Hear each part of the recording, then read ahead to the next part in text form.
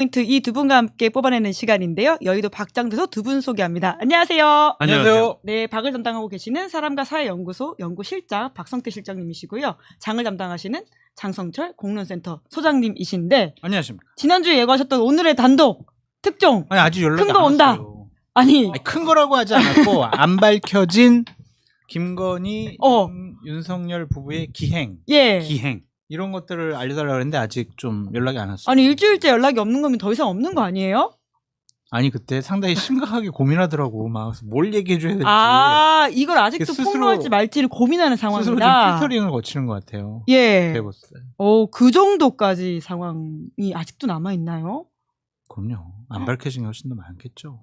우리가 아는 거는 네. 세 발의 피해 세 발. 아니 그래도 김건희 특검이 이제 한 달 연장을 했는데 그 안에 빨리 뭐가 나와야지 이게 수사로도 이어지고 진실이 밝혀질 수 있지 않을까 싶기도 한데요. 그렇죠. 열심히 제가 노력해 보겠습니다. 알아가지고 네. 하여튼 꼭 감춰놨다가 제가 알려드리겠습니다. 아니 이럴 경우에는 어떻게 해야 됩니까? 작은 거라도 다른 거 여쭤봐야 됩니까? 아니면 노래라도 부르시라고 해야 됩니까? 노래라도 부르라고 하죠. 예. 노래 좋아해요. 예, 장 소장님 이런 상황에 맞는 노래 그럼 하나 부르셔야 될 것 같은데요. 뭘 부를까? 나 어떻게? 나 어떡해. 김은지 기자님이 저렇게 나이 많으셨나? 나 어떻게를 그 하시고? 정도는 알죠. 아, 예. 그건 알죠. 예, 그 정도는 그 알죠. 옛날 흑백 TV에서나 나오던 건데 나 어떻게? 흑백 TV는 본 적 없지만 그 노래는 안다. 대학가 이제 대학가 이제 흑백 예. TV인데 자, 다음 주에 80년 뭐 이때 대상인데. 예, 태어나진 않았지만 알고 있는 노래. 예, 다음 주에 꼭 부탁드리도록 하고 그럼 바로 말말말 들어가도록 할까요? 우리 박성태 실장님이 준비해 오신 말이 통일교의 순종. 네. 정했습니다. 순간 얼핏 잘못 봤고 순정 이렇게 된 건 순종이에요. 네, 잘 순종. 따라야 된다. 네, 잘 따라야 예. 된다. 22년 1월 5일 날 예. 윤영호 본부장이 건진을 만났잖아요. 권성동을 만났잖아요. 예. 근데 그래서 뭐 이런저런 도와달라 이런 얘기했고 결과가 어쨌든 윤석열 전 대통령이 자꾸 헷갈리지 막 사람이 많아서 윤석열 전 대통령이 3월 9일 날 당선이 되고 3월 10일 날 내부적으로 참 어머님 서신 보고라는 게 각 지구장들이 올린 게 이제 어제 JTBC 보도로 나왔습니다. 거기서 눈에 띄는 단어가 저는 딱 보니까 요 순종이었어요. C 지구장이 참 어머님 서신 보고에 뭐라고 그랬냐면 딱 한 얘기였어요. 20만 축복 조직의 힘이 얼마나 중요한지 대선 결과 0.8% 차이 보면서 깨우쳤다. 그러니까 20만 축복 조직 이게 뭐 일부 자기들이 과장한 걸 수도 있겠지만 통일교 교인들이 그만큼 조직적으로 움직였다라는 방증이 될 수도 있고 그 뒤에 나온 게 있어요. 대선 며칠 앞두고 긴급 내리신 하늘 명령을 뭐 얘네들은 그냥 하늘이 막 들어가요. 하늘 명령을 높은 데 살아서 그러나 독생자 네. 독생녀. 독생녀. 죄송합니다. 네. 네. 하느님의 딸이라고 하늘 명령을 활동 전선까지 하달해 신속하게 사명을 수행했고 하나의 조직 단결 행동을 강조하여 식구들에게 전달했고 순종했다. 네. 이 표현이 들어가요. 순종. 그러니까 국민의힘 일부에서 하는 얘기들이 있죠. 자, 국민의힘 당원 명부랑 통일교의 조직적 가입 명부를 좀 확인해보자. 특검이 계속 이랬을 때. 그럼 민주노총에 혹시 민주당 가입자들 노조원 확인해보자. 비슷하다. 이런 얘기 하잖아요. 근데 종교 조직이 다른 거는 이 순종이라는 단어에 있어요. 민주노총 위원장이 자, 우리 민주당을 지지합시다. 또는 뭐 이상한 어디 당을 하나 지지합시다. 대선 후보를 누구를 지지합시다 해도 민주노총 노조원들이 순종하지 않아요. 그리고 공개 지지하잖아요. 그렇죠. 그런 공개 경우에는 지지하죠. 공개 투표하고 공개 사실 지지하고. 그리고 민주노총은 지난 대선에서도 공개적으로 이재명 후보를 공개 지지하지 않았습니다. 한국노총은 계속 누구를 공개 지지한다고 얘기를 하죠. 그러면 노조원들이 순종할까요? 그 정도 결속력이 사실은 없어요. 각자의 단협, 산별로 묶여서 어떤 뭐 임금 문제나 고용 문제 이런 거에는 같은 의견을 내고 솔직히 뭐 다른 의견도 있죠. 근데 종교단체는 그게 아니라는 거죠. 순종해야 순종이다. 된다. 이게 종교단체가 다른 단체와 다른 위험성. 그렇다고 뭐 개신교도 예를 들어서 뭐 자 누구를 밉시다. 다 미나요? 그건 아니에요. 물론 듣는 목사의 말을 잘 듣는 사람도 있겠지만 아닌 분들도 많을 거 아니에요. 근데 통일교는 조금 개신교에서는 일단 사이비로 규정을 했기 때문에 더 결속력이 강하고 더 위험하다. 게다가 대선 결과를 바꿨을 수도 있다라는 부분 때문에 말씀하시는 거잖아요. 20만 명의 축복 조직의 힘. 당시 24만 표 차이로 윤석열 후보가 이겼습니다. 그렇죠. 0.73% 포인트 차이. 그렇죠.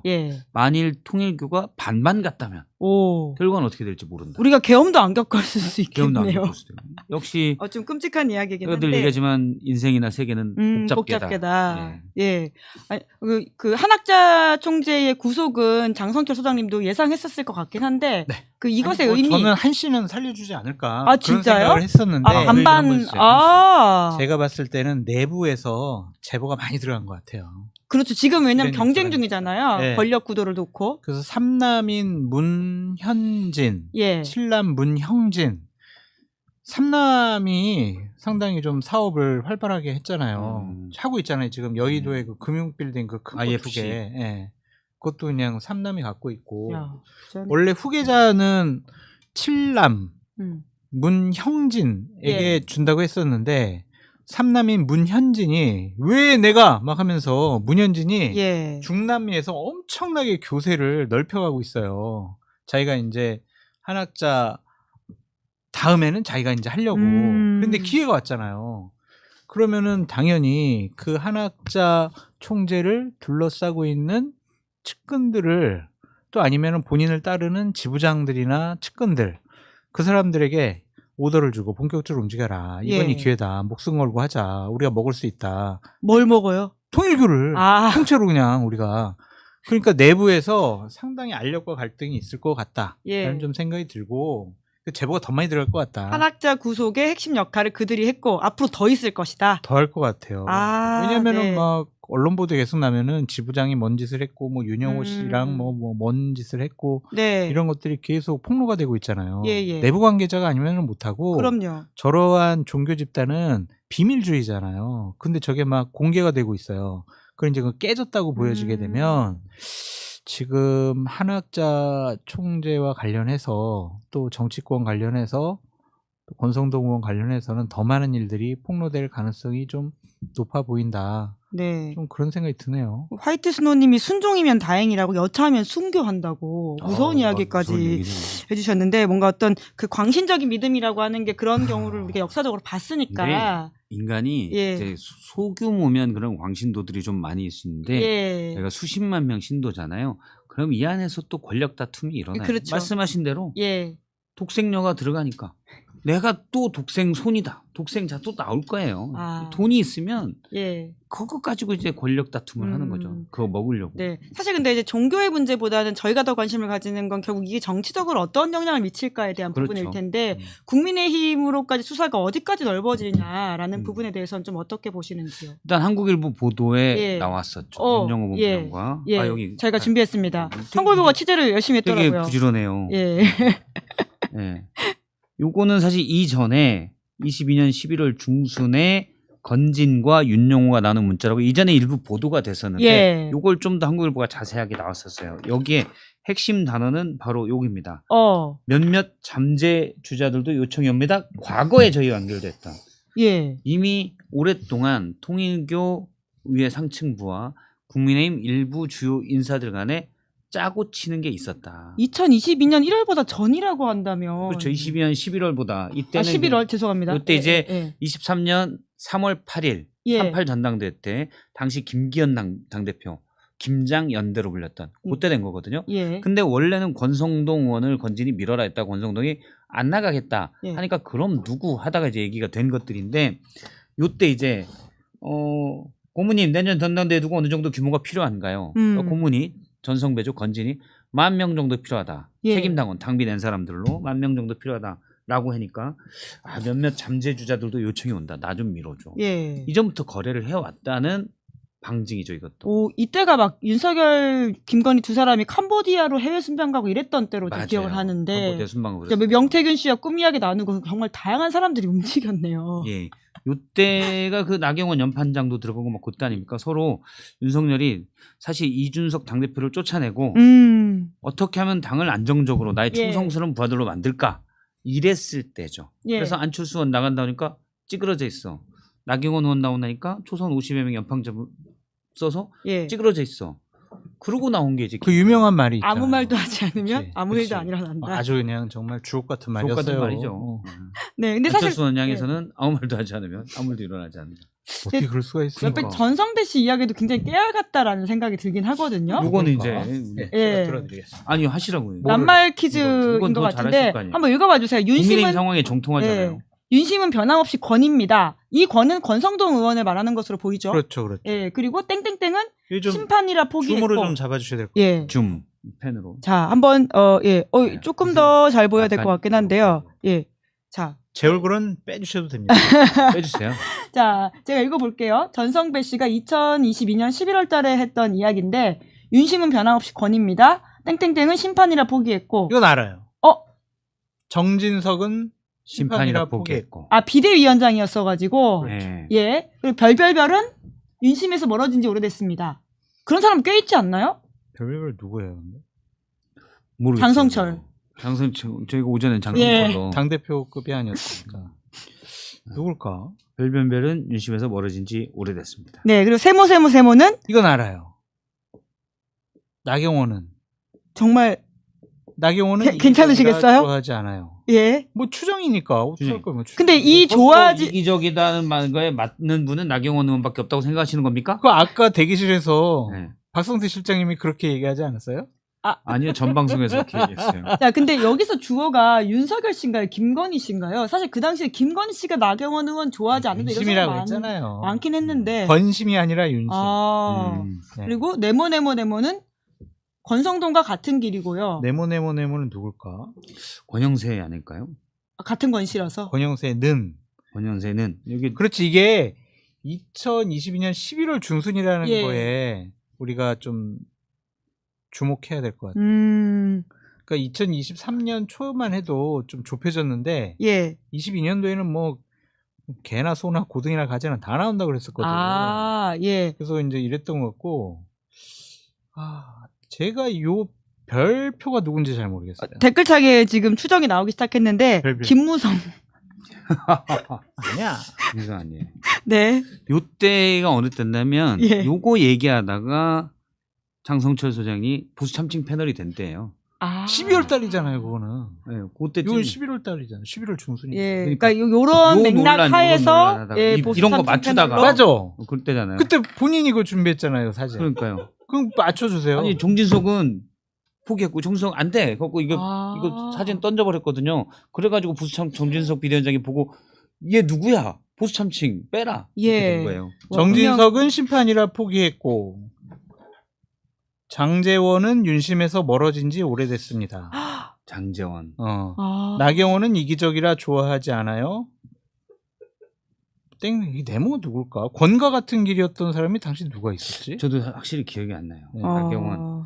그리고 여기 또 별표가 또 하나 있어요. 예, 제이리님은 윤상현이나 원희룡을 이야기하시네요. 그럴 수도 있겠어요. 근데 원희룡은 그때 장관이었잖아요. 장관, 그래서 아니었던 것 같고 예. 여기 보면은 또 별표가 있잖아요. 예. 별별별 의원은 윤심 근처도 못 갔습니다. 여긴 의원이라고 지칭을 했잖아요. 이거 안철수 같아요. 안철수 의원은 윤심 근처도 못 근처도 갔습니다. 이때 의원이었나? 의원 아니었지 않나? 의원이죠. 네, 아닌가? 의원 맞습니다. 예, 예. 아니면 보궐선거 들었으니까. 윤상현 의원은 윤심 근처도 못 갔습니다. 안철수 의원은 네. 어떤가요? 한국일보가 실명을 공개해주면 좋겠네요. 네모만 모르겠어. 나머지는 예. 맞을 거예요. 예. 권과 같은 길을 갔다. 이거는 대한민국 특검과 시청자분들께서 추적을 해서 알려주시기 바랍니다. 처음엔 네. 윤상현 같네요. 윤상현은 윤심 근처도 못 갔다. 그렇지. 그게 제일 윤상현인 것 같아. 맞아요. 근데 그렇게 따지면 2025년 1월, 2월에 관저 앞에 가장 가까이 갔던 분들의 변화라는 게 되게 그렇죠. 좀 낯설긴 하네요. 나경원, 윤상현 이런 분들이 그 당시만 해도 뻔히 알지만 그분들이 뭐 윤석열을 좋아해서 갔겠어요. 아니, 그냥 윤석열을 이용해서 예. 자신이 극우 목소리가 한도 높으니까 아스팔트 세력을 이용하려고 아. 윤석열 주위에 아스팔트가 모여있으니 예. 그거를 본인의 지지층을 삼으려고 윤상현, 나경원 의원이 갔다. 이렇게 보는 게 타당하겠죠. 저는 근데 참 우리가 이걸 가지고 참 윤용호랑 건진이 국민의힘 당대표 누구 시킬까 그걸 하는 걸 우리가 이렇게 좀 알아맞히고 있고 아유 이게 제가 보니까 전성배는 보수 참칭 고문이에요. 요 똑같은 일을 장성철 소장이 하다가 보수 참칭 패널로 돼서 잘렸거든요. 똑같은 일 하다가. 야, 진짜 역사가 이렇게 네, 결국 다 진실이 드러나네요. 전성배 씨는 그냥 하잖아요. 예. 보수 참칭 고문이다. 네. 네모는 누구라고 이렇게 올라와요 보통? 네모네모요? 여러분 댓글 한번 넣어주시면 될 것 같은데요. 네모네모는 권성동과 같은 길을 걷다. 예. 모르겠어요. 네, 뭐 이제 다양한 증거가 사실 쏟아지고 중요하지 않아요. 예, 수사가 어디로 가는지를 보면 그게 궁금하잖아요. 그게 생각날 걸 밤에 네모네모. 전 생각 안 나요. 저는 뭐 굳이 뭐 이런 사람도 아무나 개나 거리나 뭐 내가 계속 문자 놔야지. 궁금하지. 차단. 결국 차단하신다고요? 예, 두 분의 사이가 더 좋아지시길 바라면서. 근데 결과적으로는 이 한학자 구속 이후에 국민의힘 수사가 어떤 사람한테 더 가까이 가느냐를 좀 봐야 될 것 같긴 한데 권성동 의원 구속 이후에는 좀 위험 수위에 서 있는 분은 누구라고 좀 보십니까? 이게 중요하죠. 이게 중요하다. 예. 근데 지금 이걸로는 추정하기 좀 어렵다라는 그렇죠. 말씀이신 거죠? 일부에서 보니까 뭐 나땡 모 의원이 과거에 어떤 게 있었다 이런 것도 있고. 나땡 모라는 의원은 없는데요? 없어요? 모로 끝나는 분이 없으신데? 나땡땡 의원 말씀하시는 아, 나땡땡. 철부지 의원 있잖아요. 조선원들한테 가만히 있으라고 한 철부지. 모모는 철부지. 그런 나땡 모은. 그게 뭐죠? 다 설이에요, 근데. 노래. 열린공간 TV는 아니지만 어쨌든 설이어서 누군가 그런 얘기를 하더라고요. 그래서 근데 다 증명이 안 된 얘기다. 근데 이거는 혹시 있다면 밝혀야 된다. 그리고 윤영호 본부장한테 얘기하면 전 얘기해 줄 거라고 봐요. 윤영호 본부장은 일찌감치 통일교에서 배척됐습니다. 꼬리 자르기로. 그 부인과 함께 같이 배척되기 때문에 올 초부터 정농지필이라는 어떤 내부 통신을 만들어서 계속 윤영호 본부장이 자기 측의 주장을 계속 폈었거든요. 그래서 윤영호 본부장한테 물어보면 알려줄 거예요. 네, 댓글창에는 네모는 이철규 의원이라고 하시는 분들이 이철규는 대표급은 아니었기 때문에 아니 자기네들 사이에서는 되게 진지하게 중심 인물로 봤겠죠. 우리랑은 좀 다른 것 같아요. 제가 물어볼까요? 누구한테? 한국일보에 물어보면 되죠. 그러면 물어보시고 실시간으로 나중에 알려주시면 될 것 같다는 생각이 들고요. 그런데 권성동 의원이 오늘 특검 출석에 불응한다라고 했는데 다 밝혔기 때문에 더 이상 나갈 게 없다라는 식의 이야기를 했다고 하거든요. 권성동 의원도 윤석열의 길을 가고 있다. 역시 초록은 동생이고 가재는 개편 이건 좀 다르구나. 끼리끼리 논다. 친구 따라 강남 간다고 하는데 친구 따라 구치소에 그냥 처박혀 있다. 라고 보는 게 맞을 것 같아요. 일단 본인의 뇌물 정치자금법 위반을 일단 정치적 탄압으로 프레임화 시키려는 거죠. 가서 뭐하냐. 이제 나가봤자 여기는 그렇죠. 오염된 특검이기 때문에 진술에 협조 안 한다. 나는 그냥 탄압받는 정치인이다. 이런 일들을 왜 하냐면 최소한 자기 지지층에게 대법원 확정 판결이 나오더라도 그래 쟤네 저럴 줄 알았어. 쟤네는 그냥 나를 탄압하려고 하는 거야. 이런 정치적 포지션을 갖기 위해서 하는 거예요. 효과는 있을까요? 없죠. 공선동 의원이 되게 지금 감옥인가 구치소인가? 구치소죠. 되게 힘들어한대요.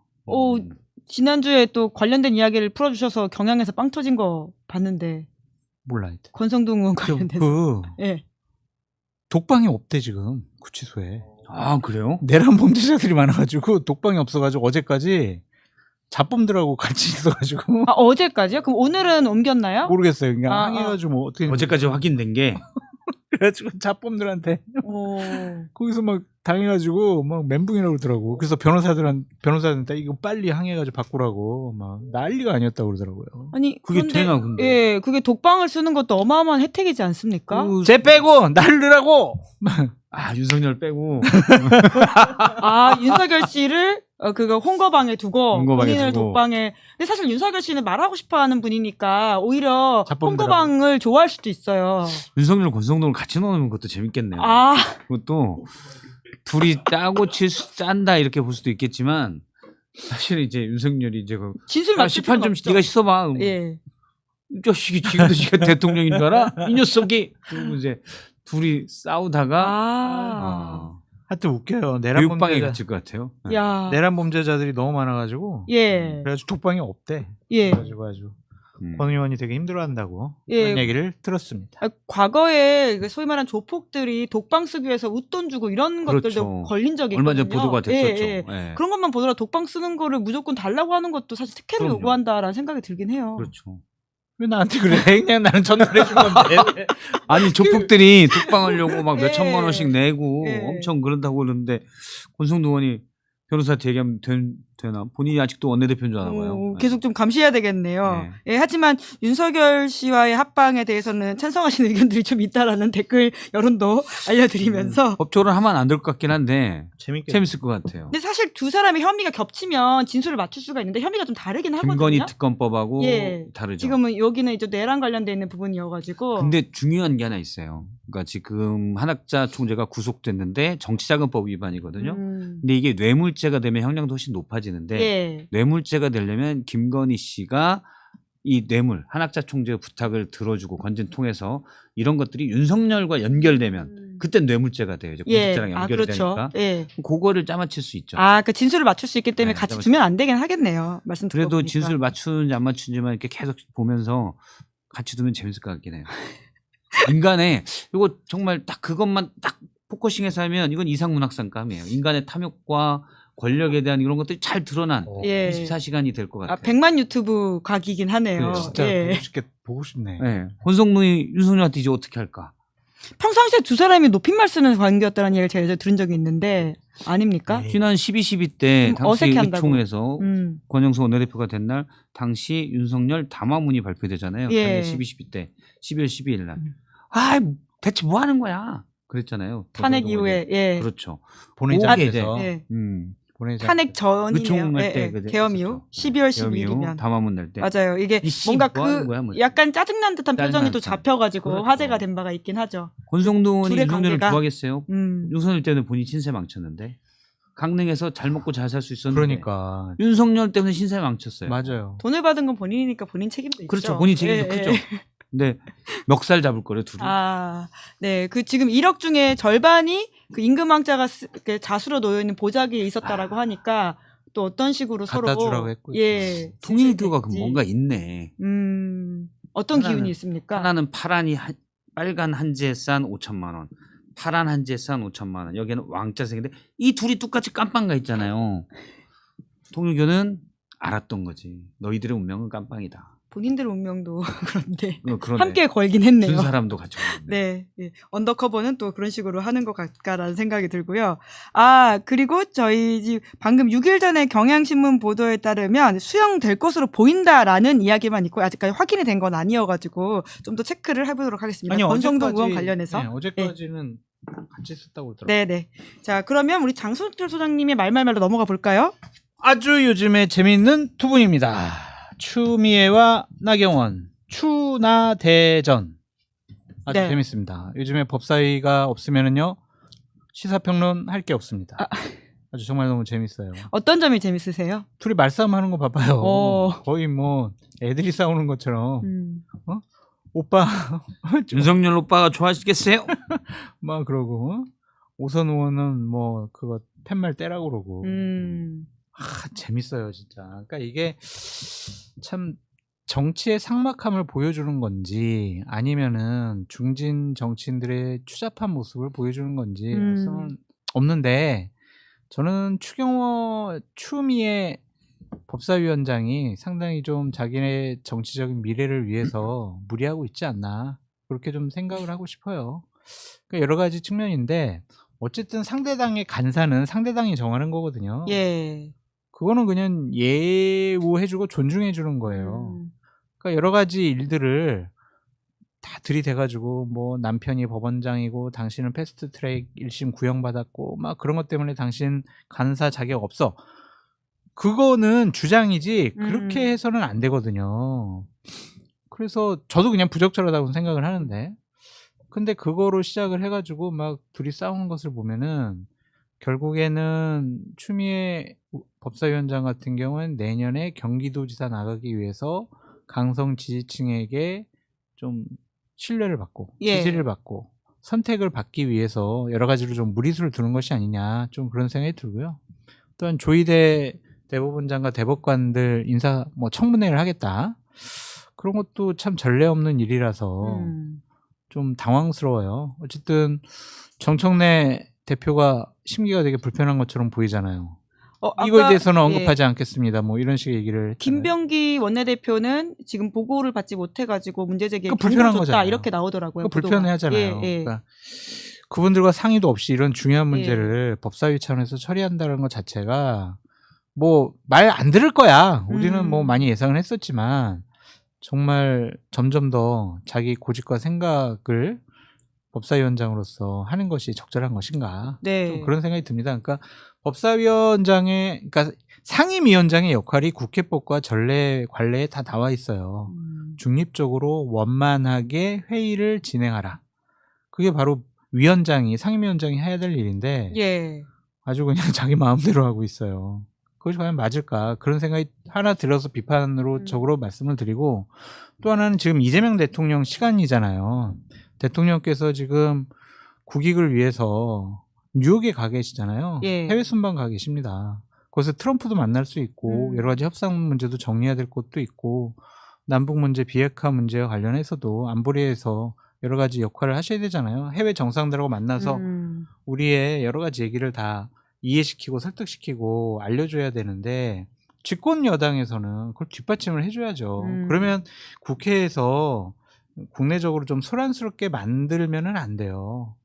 그러면 이제 법사위원장이면 그래도 대통령께서 지금 해외 순방 가야 계시니까 저기 좀 국민의힘 의원들도 국익을 위해서는 좀 원만하게 회의 협조도 좀 해주시고 자 여당 의원들도 좀 너무 그렇게 심하게 하지 마시고 안 계실 동안은 우리가 그래도 한번 한마음 한뜻으로 좀 대통령 좋은 성과 갖고 오시도록 응원해 줍시다. 그게 맞지? 나경원 당신은 말이야 여기서 막 멱살 잡고 싸우다시피 하는 게 맞냐 이거예요. 그래서 중진 의원으로서 자격이 없다. 법사위원장으로서도 자격이 없다. 그렇게 말씀드립니다. 네. 박성태 실장님 어떻게 보세요? 저도 손해보는 장세예요, 민주당이. 그냥 전반적으로 물론 국민의힘이 지금 훨씬 안 좋죠. 내란과 분명하게 절연하지 않았다는 거는 여러 국면에서 드러나요. 그런데 법사위에서 추나 대전이 되면 5대5 게임이 되거든요. 굳이 그렇게 갈 필요가 없거든요. 네. 그래서 정무적으로 물론 나경원 의원이 간사 맡는 게 부적절하고 하지만 이렇게까지 그냥 이전에도 하긴 했었어요. 그게. 부적절한데 이전에도 사실은 국민의힘 주장도 저는 그건 맞다고 봐요.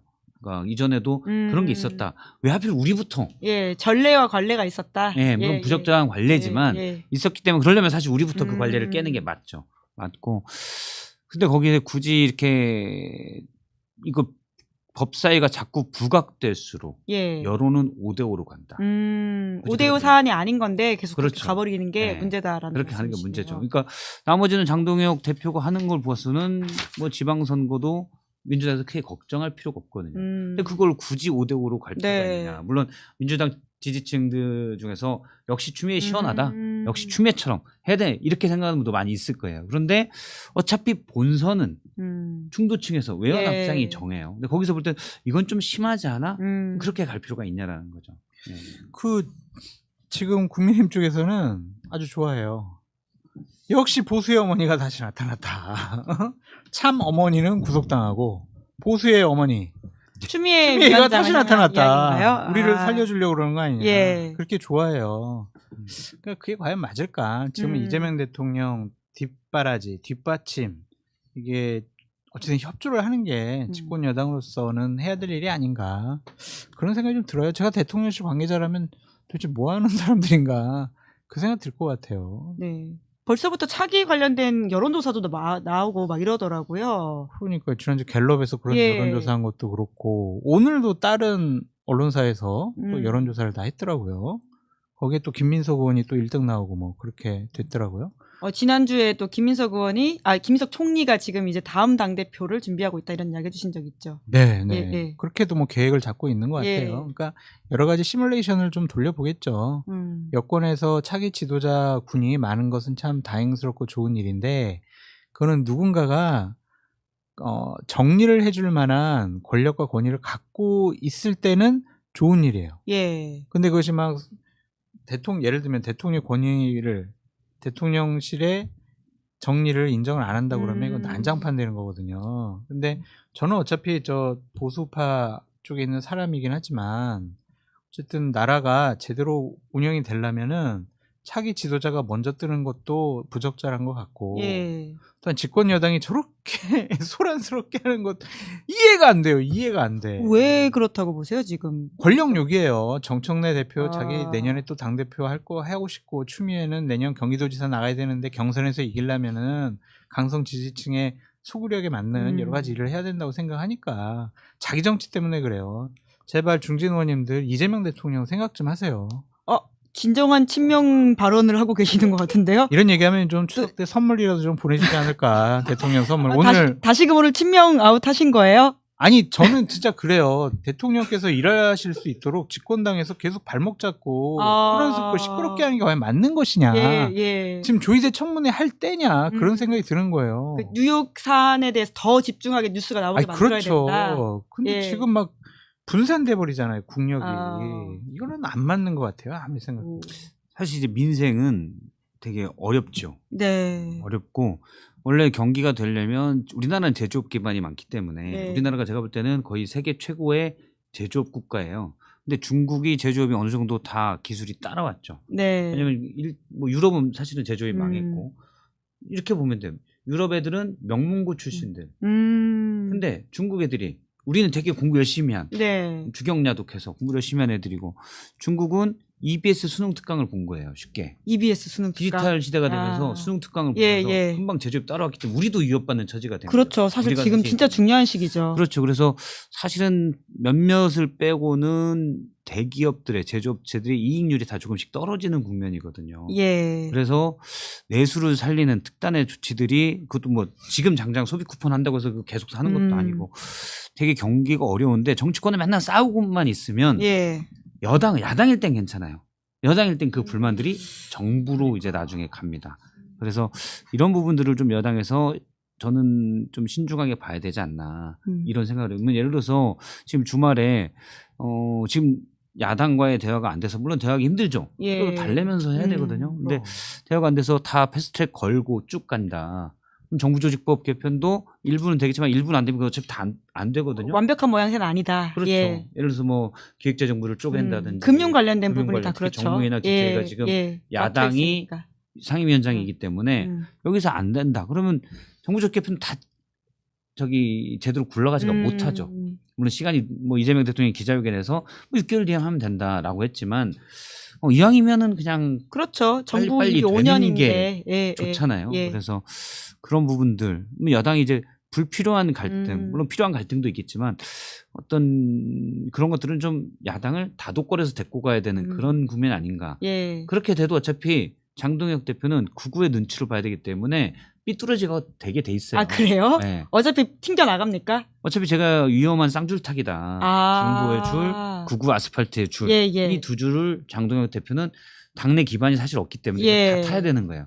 가만히 놔둬도 어차피 이쪽 저쪽 타다가 넘어지게 돼 있어요. 근데 굳이 그거를 자꾸 옆에서 엉덩이를 쳐줄 필요가 없다 이거죠. 근데 장동혁 대표가 아까 말씀하셨던 한국갤럽에서는 꽤 지지율이 잘 나왔어요. 당 대표니까 관성적으로 지지하는 거다. 그래도 7%가 굉장히 본인으로서는 고무될 만한 숫자인 것 같아요. 왜냐하면 요즘에 가장 국민의힘 의원들 중에서 지도자 중에서 제일 언론에 매일매일 나오는 사람이 장동혁이란 말이에요. 게다가 이게 자유응답이어서 주관식이거든요. 그러니까 그러니까 사실 인지도를 생각하면 인지도라고 봐야 될 것 같아요. 그러니까 예를 들면 지금 한동훈 대표 같은 경우에는 언론에 잘 안 나오고 3%이죠. 그리고 김문수 완전히 이제 사라져 버렸고. 그래도 3위긴 하네요. 저기서 제일 눈여겨봐야 될 건 의견 유보 58%예요. 사실 거의 대부분이긴 하죠 지금. 사실은 지금의 전국 혼란상이 어디서 오냐? 저기서 오는 거예요. 뚜렷한 주자들이 없기 때문에 지금 사실 조국 대표나 지금 비대위원장이죠. 비대위원장이나 장동혁 대표가 그러면 확실한 리더십을 갖고 있냐? 아니에요. 결국 대통령 중심. 그러니까 서로 치고받고 내가 차기에 두드러져야 된다. 그럴 때는 민주당도 마찬가지고 국민의힘도 마찬가지고 좀 강한 지지층들의 지지가 양쪽 다 필요하다 보니 지금 막 서로 일단 자기 일을 나타내는데 집중하다 보니까 약간 서로 막 싸우는 것만 더 부각되고 있다. 저는 생각이 들어요. 집권 여당이라면 이런 거를 살펴야 될 것 같아요. 코스피가 지금 사상 최고치를 계속 기록하고 있잖아요. 올라갔습니까? 장승철 소장님 포트폴리오? 아니요, 저는 그냥 아직 계속 마이너스. 아니 뭘 투자하셨길래? 그러니까 예전에 윤석열 정권 초기에 투자했다가 윤석열 씨가 하여튼 정치고 경제고 다 말아먹어가지고 그때 쭉 내려가가지고 지금 올라가려고 하는데 아직도 잘 안 되는데 그러니까 집권 여당이라면 이래야 된다라는 걸 말씀을 드려요. 주가가 최고치 올라가니까 집권 여당에서 이러거든요. 봐라 우리가 국회에서 통과시킨 뭐 노란봉투법 상법 이런 것들 우리가 경제적으로 잘 지금 법안들을 처리하니까 주가가 올라가지 않았느냐 이렇게 지금 얘기하시면 안 돼요. 왜냐면은요 오늘 같은 경우만 봐도 주가 오른 것보다 내린 종목이 2배가 넘어요. 아 그래요? 사실은 그냥 삼성전자나 하이닉스나 이러한 특정한 이 평균의 함정인가요? 네, 포지션이 큰 그러한 기업들의 주가가 지금 점점 막 올라가고 있어가지고 그런 거지 개미 투자자들은 오히려 지금 떨어진단 말이에요. 개미 투자자 대표로서 말씀을 1,400만. 개미. 근데 아까 1,400만. 김준일 평론가 괜찮다고 하시던데 저희 방송 전에 잠깐 이야기했는데. 김준일 평론가님은 근데 주식 괜찮대요? 근데 개인적인 이야기니까 넘어가시죠. 부럽네요. 그러니까 이제 왜 다른 종목들은 지금 그렇게 탄력을 못 받고 왜 못 올라갈까? 그걸 걱정하고 고민하는 게 집권 여당이 할 일이지. 야 봐라 우리가 법안 통과했으니까 주가 사상 최고치다. 그건 안 돼요. 그러니까 주식 투자를 그러면 네가 잘못했으니까 그렇게 안 올라간 거지. 맞아요. 그거는 제 잘못이긴 한데. 맞아요. 맞는데 어쨌든 그러한 기업들이 왜 또 안 올라가는지 뭐가 문제인지 기업들의 어려움은 무엇인지 그런 거를 살펴보시라 이거예요. 제 말은. 그러니까 야당이면은 막 그냥 공격하고 환호성 지를 수 있지만 여당은 정책을 결정할 수 있는 권한을 갖고 있으니까. 그러니까 정부 중심으로 움직이고 대통령 중심으로 뭉쳐야 된다는 이야기를 계속 해주시는 거잖아요. 이재명 대통령 시간인데요. 지금은 정청래 추미애 시간은 아니잖아요. 뒷받침해 주세요. 그리고 사실 이재명 대통령이 계속 얘기한 게 모두의 대통령이다. 국정운영. 그리고 물론 여당은 여당의 입장이 있다라고 기자회견에 얘기를 했고 우상호 정무수석 같은 경우도 여러 언론 인터뷰나 이런 걸 통해서 대통령 또 정부의 입장과 여당의 입장이 다르다. 여당은 또 야당과 경쟁하는 관계이기 때문에 그렇게 갈 수 있다. 하지만 대통령실은 일단 거기서 빠져서 우리는 그렇게 갈 것이다. 이렇게 얘기했는데 저는 보면 우상호 수석도 좀 서운함이 비춰지는 것 같아요. 더구나 정권 초기인데 일단 여당이 대통령과 보폭을 맞추지 않는다? 뭐 그건 형식적으로는 여당은 또 다르죠. 분명히 다르긴 한데 맞추지 않는다? 그러면 일단 프레임에서는 어떤 프레임을 보냐면 대통령 힘 빠진 거 아니야? 여당이 대통령 말을 안 듣는구나. 이런 프레임이 그게 옳든 그르든 간에 작동이 돼요. 그럼 국정 운영에 힘이 좀 빠지게 되죠. 그리고 예를 들어서 뭐 지난번도 제가 대통령실 분들 얘기를 좀 들어보니까 9월은 청년 주간으로 잡았다. 지난주에도 서울에 있는 청년들과 대화하고 그랬죠. 청년 주간을 잡아서 기업들한테 얘기해서 사실 김용배 실장이 많이 얘기도 해서 청년들 고용 문제 심각하다 해서 대기업들이 일단 청년 이것도 막 했다는 거예요. 뉴스 잘 안 나와요. 지난주에 어딘가 이렇게 살짝 동아일보인가요? 좀 썼고 제가 볼 때 거기도 이제 대통령실에서 우리 이런 거 많이 했는데 라고 해서 이렇게 쓴 것 같아요. 그리고 이제 안 나오고 순 나오는 게 이제 조의대 어떠냐 뭐 이렇게 법사위가 또 있었어요. 내란 전담 재판부 뭐 추나 대전 이렇게 나오니까 서운한 거죠. 대통령실에서는. 대통령실이. 사실은 또는 청년 문제 이런 저 지금 4.5일째 한다고 그러고 예를 들어서 근데 정년 연장한다고 그러고 4.5일째 잘 되면 좋지만 그건 사실은 여유 있는 기업들의 문제고 정년 연장하면은 청년 고용은 어떻게 될 거냐 이런 얘기들이 이제 나오잖아요. 근데 거기에 대해서 그럼 이 부분은 우리가 이렇게 하겠다 이런 것들을 막 메시지를 내고 있는데 전혀 안 나오는 거죠. 언론에서는. 방금 속보가 하나 나왔는데요. 여야 원내대표가 정부조직법 개정안 합의가 불발됐다라고 합니다. 이제 25일 날 법안을 올리는 상황에 있어서 마지막까지 좀 협의와 합의를 해보려고 했던 것 같은데 뭐 물론 아직 시간이 남아 있으니까 저는 김병기 대표도 참 비위가 좋으신 분 같아요. 아니 송원석 원내대표 때 막 정청래 대표 연설할 때 이재명 정청래 막 꽃게밥 됐으면은 좋았을 걸. 그런 투로 얘기를 했었잖아요. 그런데도 저렇게 원내대표로 인정을 해주는 거 보면 참 김병기 원내대표도 인내심이 대단하신 분이다. 유감을 표명을 했다고는 합니다. 그 유감이 그냥 마지못해서 하는 유감이더라고요. 보니까 진정성있게 사실 정말 그거는 사과해야 될 일이고 심각한 망언입니다. 원내대표도 그만둬야 될 정말 망언이었는데 그걸 참고 지켜봐줬다는 것도 대단한 인내심인 것 같아요. 김병기 원내대표는 그건 있는 것 같아요. 뭐냐면 그러니까 여당의 원내대표로서 나는 법안 통과를 어느 정도 원활하게 해야 된다. 그리고 대통령실과 좀 호흡을 맞춰서 이런 걸 해야 된다라는 그런 부담감은 좀 있는 것으로 보여요. 원내대표가 할 역할이긴 하죠. 근데도 참 대단하신 것 같아요. 네, 저희 끝으로 하나만 더 여쭤보면 그 한동훈 전 대표가 민심 청취를 시작을 했는데 좀 혹시 들으신 이야기가 있습니까? 뭐 아까 3%의 지지율이 나와서 지금으로선 굉장히 어려운 길을 가고 있는 것 같은데 요즘 뭐 효과가 있다거나 앞으로 뭘 한다거나. 일단 거제도 가서 크레인을 뒤에 배경으로 해서 라방을 했잖아요. 근데 저는 옛날에 라방 같은 건 모르겠어요. 요즘 젊은 분들에게는 그게 더 어울릴지 모르겠지만 저는 그런 것보다도 좀 더 약간 좀 더 무게 있는 그런 것들이 돼야 되지 않나? 이런 생각을 좀 했고 오프라인 뭐 타운홀 미팅 같은 게 그리고 일단은 시기는 폐문부제를 위한 라방이다. 근데 사실은 어디 있는지 알려줬으니까 또 거기다가 송달을 해도 주소지로 송달하게 됐으니까. 주소지로 송달을 하니까 그렇게 된 것 같아요. 폐문부제용 라방이 아니라 일부러 집 나가는 용이다. 집 나가는 용. 민심 청취하는 이유가 그거 통지서 안 받으려고 전국을 다닌다고요?